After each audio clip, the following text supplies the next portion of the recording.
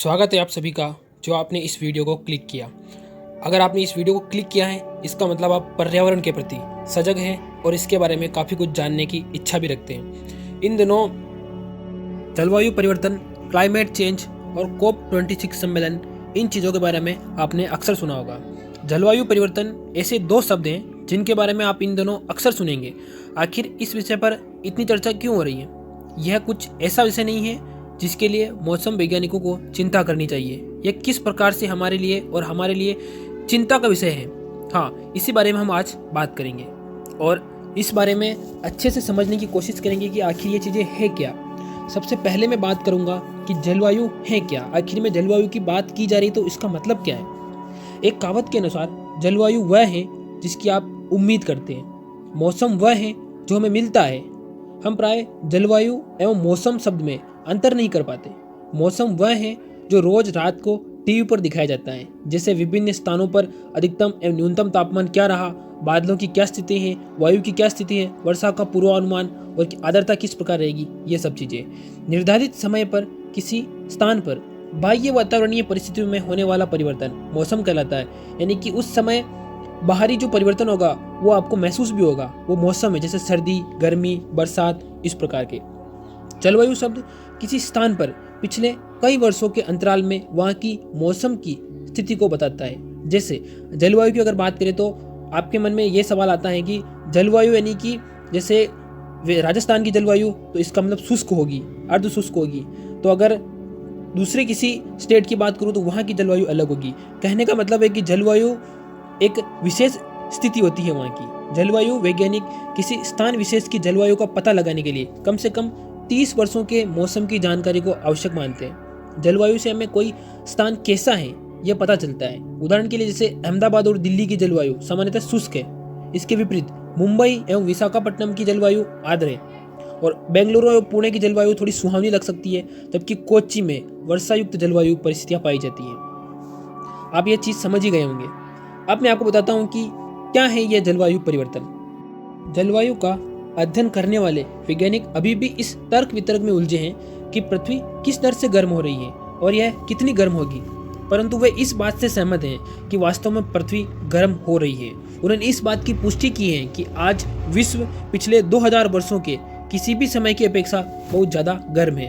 20वीं शताब्दी के दौरान वैश्विक तापमान लगभग 0.6 डिग्री, ध्यान रखना 0.6 डिग्री बोला है मैंने, तक बढ़ा था। मौसम में परिवर्तन थोड़े समय में ही हो सकते हैं। 1 घंटे के लिए बरसात हो सकती है और इसके बाद तेज धूप भी निकल सकती है, परंतु जलवायु में परिवर्तन इस प्रकार नहीं होता है। जलवायु परिवर्तन प्राकृतिक है एवं पृथ्वी की जलवायु में परिवर्तन होता रहता है। अतीत के हिमयुग इस जलवायु परिवर्तन का ही एक उदाहरण है। अतीत में ऐसे परिवर्तन होने में बहुत लंबा समय लगा, परंतु वर्तमान में परिवर्तनों का दर काफी तेज हो चुका है और इन परिवर्तनों के कारण जो पृथ्वी का तापमान लगातार बढ़ रहा है।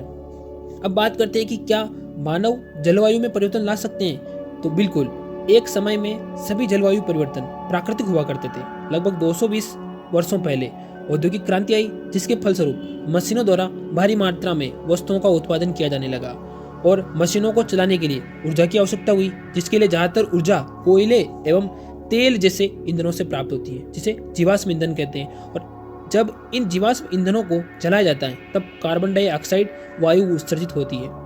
औद्योगिकीकरण के साथ साथ carbon dioxide, methane, ozone, chlorofluorocarbon और नाइट्रस ऑक्साइड जैसी वायुओं का यानी कि हवाओं का गैसों का उत्सर्जन बढ़ा है।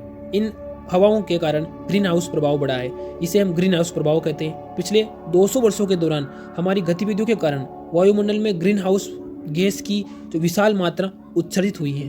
अब यह सुस्पष्ट है कि आज के समय में मानव ही जलवायु परिवर्तन के लिए उत्तरदायी है, यानी कि इसमें सबसे बड़ा हाथ एक इंसान का ही है। ग्रीन हाउस गैसों एवं जलवायु परिवर्तन में आखिर फिर क्या संबंध है? क्यों ग्रीन हाउस गैसों से ही जलवायु परिवर्तन हो रहा है? आइए समझते हैं। जैसे कि हम जानते हैं, पृथ्वी ही एकमात्र ऐसा ग्रह है जिस पर जीवन संभव है। पृथ्वी की सतह पर अनुकूल तापमान का होना जीवन की उपस्थिति का एक महत्वपूर्ण कारक है। पृथ्वी का औसत सतही तापमान 14.4 डिग्री सेंटीग्रेड है। शुक्र ग्रह का औसत तापमान 449 डिग्री सेंटीग्रेड है। मंगल ग्रह का -55 55 डिग्री सेंटीग्रेड है और यह हमारे सबसे नज़दीकी पड़ोसी ग्रह है। वायुमंडल में ग्रीन हाउस वायुओं की उपस्थिति के कारण ही पृथ्वी का तापमान जीवन के लिए अनुकूल है। अब बात करते हैं कि ये वायु सूर्य के प्रकाश से निकलने वाली कुछ ऊष्मा को अवशोषित कर लेती है और इन्हें पृथ्वी की सतह के करीब रोक कर रखती है, और यह प्रक्रिया ग्रीन हाउस प्रभाव कहलाती है। ग्रीन हाउस वायुओं के बिना पृथ्वी पर दिन झुलसा देने वाला, यानी कि बहुत गर्म और रातें जमा देने वाली ठंडी होती है। परंतु ग्रीन हाउस वायुओं की बहुत अधिक मात्रा भी समस्या पैदा कर सकती है। जैसे जैसे इनकी मात्रा बढ़ने लगती है, पृथ्वी की सतह ऊष्मा की मात्रा में वृद्धि करने लगती है, जिसके परिणाम स्वरूप ग्लोबल वार्मिंग होती है। पृथ्वी के इस प्रकार गर्म होने के कारण जलवायु में परिवर्तन होता है। उदाहरण के लिए अब बात करें, वैज्ञानिकों का मानना है कि यदि इसी दर पर कार्बन डाइऑक्साइड गैस उत्सर्जित होती रहे तो इस वायु का जो स्तर औद्योगिक क्रांति से पहले की अपेक्षा 2 गुना हो जाएगा। इसके फलस्वरूप क्या होगा कि 2050 तक पृथ्वी का औसत तापमान लगभग 5.8 डिग्री सेंटीग्रेड तक बढ़ जाएगा। हालांकि यह वृद्धि सुनने में कम लग रही है, लेकिन इसके परिणाम बहुत ही विश्वव्यापी होंगे और बहुत ही ज़्यादा घातक होंगे। या यूँ कहूँ कि इसके परिणाम हम झेल भी रहे हैं, लेकिन आपको अभी महसूस नहीं हो रहे हैं। जीवाश्म ईंधन के जलने, मानवों एवं जंतुओं के द्वारा सांस लेने, पेड़ पौधों के अपघटन के परिणाम स्वरूप कार्बन डाइऑक्साइड गैस वायु उत्पन्न होती है, और लकड़ी जलाने से वायुमंडल में कार्बन डाइऑक्साइड का उत्सर्जन होता है। आपने जाना कि ग्लोबल वार्मिंग का जलवायु परिवर्तन में क्या योगदान है। अब हम जानेंगे कि कार्बन डाइऑक्साइड और जलवायु परिवर्तन में क्या योगदान देती है। कार्बन डाइऑक्साइड एक प्रदूषक एवं वायुमंडल का प्राकृतिक भाग दोनों ही है। वर्तमान में वायु में प्रति लाख अणुओं में से 380 अणु कार्बन डाइऑक्साइड के हैं, यानी कि 380 ppm। इसके उत्सर्जन की मात्रा प्रतिवर्ष 1% की दर से बढ़ रही है। औद्योगिक क्रांति से पहले इसकी मात्रा 270 से 280 थी, लेकिन अभी 380 के आसपास है। वर्तमान ग्लोबल वार्मिंग के लिए मानवीय गतिविधियों के कारण उत्पन्न ग्रीन हाउस गैसेज में 55% की वृद्धि हुई है, और इसमें CO2 उत्तरदायी है। CO2 के अणु का जीवन काल बहुत ज़्यादा होता है और यह वायुमंडल में लगभग 200 वर्षों तक रहती है। जलवायु परिवर्तन से प्रत्यक्ष और अप्रत्यक्ष रूप से मानव के जीवन पर काफ़ी कुछ प्रभाव पड़ेगा। इसको हम एक एक करके समझते हैं। पहला है प्रतिकूल मौसम होगा। चक्रवात, तूफान और बाढ़ की समस्याएं बढ़ जाएगी। अधिकतर स्थान बहुत गर्म और कुछ स्थान सूखाग्रस्त हो जाएंगे, जबकि अन्य अत्यधिक वर्षा से प्रभावित हो जाएंगे।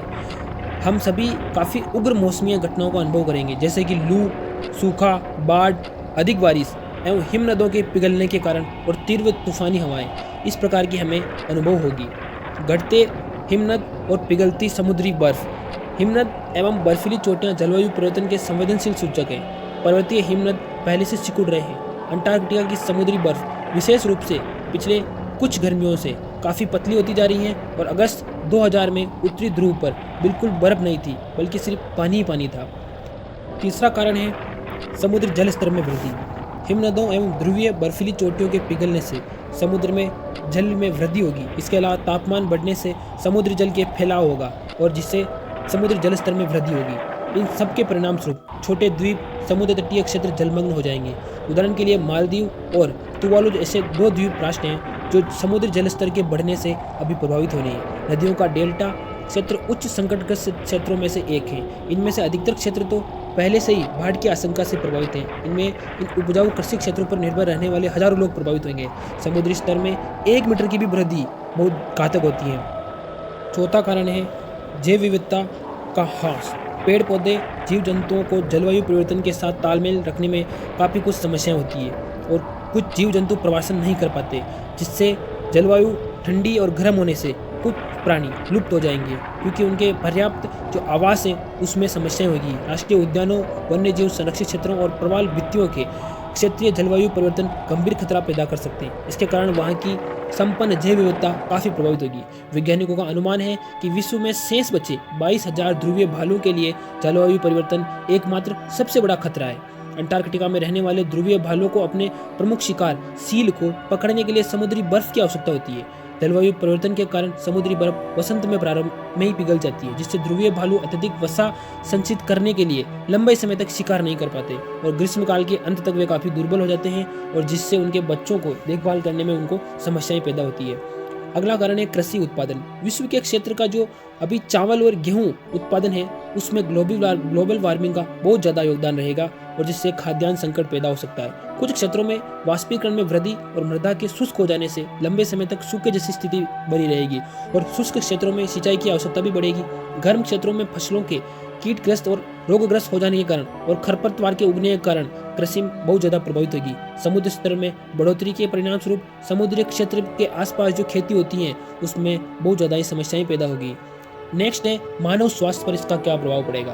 तो आने वाले कुछ वर्षों में लू एवं उग्र जलवायुवीय परिस्थितियों के कारण होने वाली मौत कुछ प्रत्यक्ष परिणाम आपके सामने नजर आएंगे, जिनका सामना अभी भी हम कर रहे हैं और आगे करते रहेंगे। उष्णकटिबंधीय रोग जैसे मलेरिया, बुखार, पीत, ज्वर, डेंगू जैसी समस्याएं वर्तमान में शीतोष्ण क्षेत्रों में ज्यादा फैलेगी और यहाँ यह भी स्पष्ट है कि जलवायु परिवर्तन के प्रभावों को तत्काल रोका या बदला नहीं जा सकता।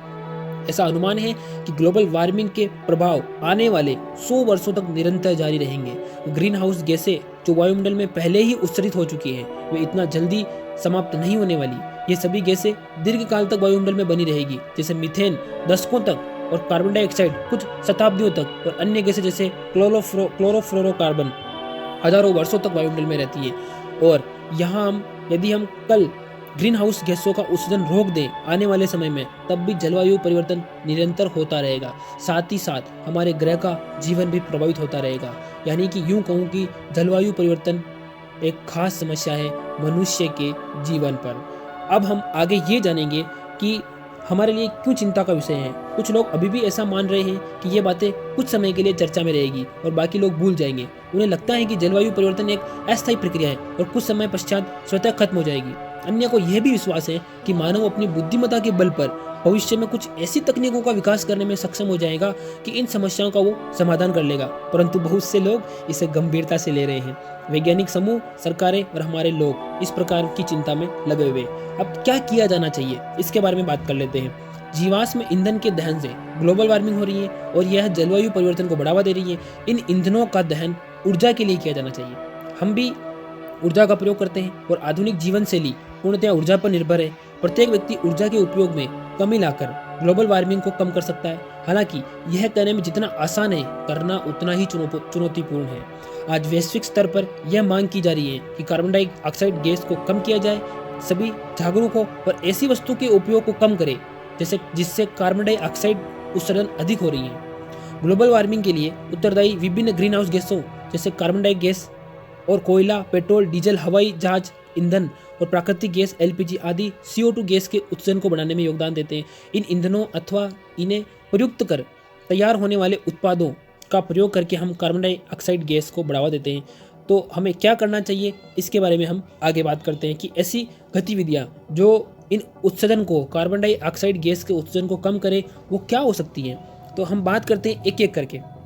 जैसे साइकिल चलाना, वृक्षों की कटाई नहीं करना, इस्तेमाल के बाद फेंक दी जाने वाली वस्तुओं का अत्यधिक उपयोग करना या ज़्यादा उपयोग करना, कम दूरी के लिए व्यक्तिगत वाहन का प्रयोग नहीं करना, पेड़ लगाना अधिक से अधिक, और जब भी हो, जहाँ भी संभव हो, बिजली के उपकरण उपयोग में नहीं आ रहे तो बिजली को बंद कर देना, सार्वजनिक यातायात साधनों का अधिक से अधिक उपयोग करना और दिन के समय प्राकृतिक रोशनी का उपयोग करना, जब भी संभव हो पैदल चलना, वर्षा जल का संचयन करना, रोशनी के लिए CFL बल्ब का इस्तेमाल करना जिससे गर्मी कम पैदा हो और रोशनी के लिए साधारण बल्बों का प्रयोग करना। आवश्यकता न होने पर विभिन्न उपकरणों जैसे कंप्यूटर हो गया, मोबाइल, इन चीज़ों को बंद कर देना। मौसमी एवं स्थानीय खाद्य पदार्थों का उपयोग करना और कूड़े को जलाना। हमेशा कपड़े के थैले में ही सब्जियां वगैरह लाना। तो इस प्रकार की चीज़ों का हम इस्तेमाल करके हम कार्बन अपने जो फुटप्रिंट है उसको कम कर सकते हैं। 2008 में सेंटर फॉर एनवायरमेंटल एजुकेशन यानी कि centre for environmental education CEE पर्यावरण एवं वन मंत्रालय भारत सरकार द्वारा समर्पित पर्यावरण शिक्षा के क्षेत्र में कार्यरत एक उत्कृष्ट भारतीय संस्था है जो नेहरू फाउंडेशन फॉर डेवलपमेंट से संबंधित है। CEE का मुख्य उद्देश्य बच्चों, युवाओं, निर्णयकर्ताओं एवं सामान्य जन समुदायों को पर्यावरण के प्रति जागरूक करना है तथा ऐसे नवीन कार्यक्रमों, सामग्रियों एवं मॉडल का विकास किया जाना है जो स्थानीय परिस्थिति के अनुरूप अपनाए जा सकते हैं। तो ये थी जलवायु परिवर्तन पर यानी कि क्लाइमेट चेंज पर हमारी एक खास सीरीज। आगे भी हम इस प्रकार की वीडियो बनाते रहेंगे जिससे पर्यावरण को बचाने में या यूं कहूँ कि जो पर्यावरण के प्रति हमारी समझ है उसको बढ़ाने में मदद करे। आप इस वीडियो को लाइक करें और अधिक से अधिक अपने दोस्तों में, अपने मित्रों में इसको शेयर करें। और चैनल पर अगर आप नए हैं तो सब्सक्राइब अवश्य कर लें। हम इसी प्रकार की पर्यावरण से जुड़ी वीडियो बनाने के लिए आगे आपके लिए तत्पर रहेंगे। अब मिलते हैं अगली वीडियो में, तब तक हमें इजाज़त दें। नमस्कार।